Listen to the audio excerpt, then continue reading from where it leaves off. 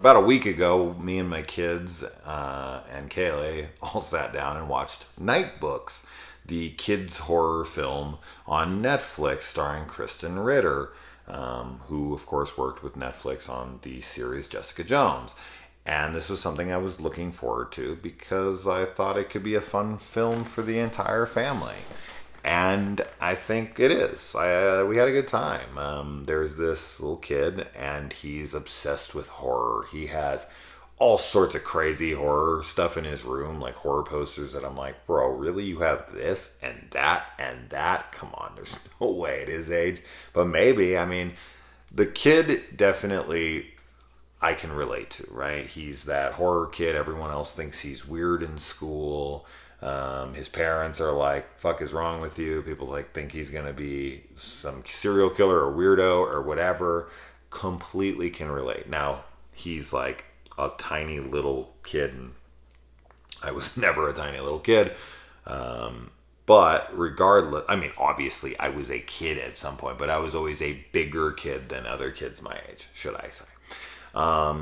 But yes, as far as the story goes, this kid's into horror. He's writing horror stories in what he refers to as his night books, and he is upset about something in his home, so he takes off, gets in an elevator. When he gets off the elevator, he finds himself in the clutches of a witch, played by Kristen Ritter, and she says that you have to read me a story every night that you've created, otherwise I will kill you. And while he's there, he encounters another prisoner like himself, and they bond. They start a friendship, and then they try to fight back against the witch to get away. It's fun. It's if you like a Goosebumps or if you like any of those kinds of movies, this one is kind of falls in line with that. Now, I don't think it's as good as the Goosebump movie. But it might fall somewhere along the lines of Goosebumps 2. That movie. The characters are fine. The villain is good. I think Kristen Ritter does a good job. Yeah, she might overact at times, but it's on purpose, right?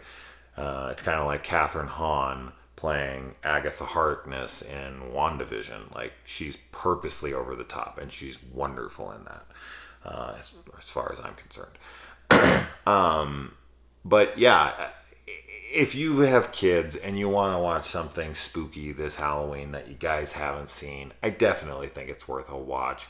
The kid can be kind of annoying.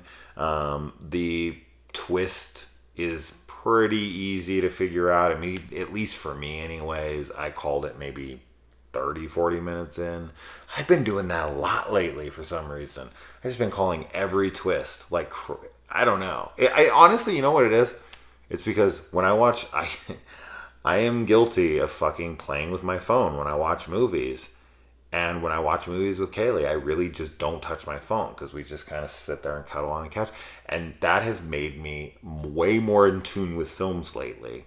And I really, really, really seem to like be able to guess every twist and know every damn plot detail and remember so much more about the films when we're done. So kudos to her for that one because I definitely have been on my phone for movies I've reviewed way more times than I'd like to admit, and that's a big reason why sometimes I'm confused about certain scenes because I wasn't paying very good attention. That's not great, but it is true. But this one it was fun. It was fine. It was cool. I'm very much looking forward to other kids horror stuff coming out this year as well, or this October as well. The Muppets Haunted Mansion, which just dropped on Disney Plus, and then we got that Just Beyond show dropping on Disney Plus. And I think there's some other ones as well, but this one's a good one. Should add it to the rotation if you've got young kids and you want to watch something horror spooky. I know that some kids got too scared by certain sequences in this, but my kids were totally fine. So I don't know. You can make that decision upon yourself, but I don't think there's anything crazy in this. Let me know if you watched it, and adios.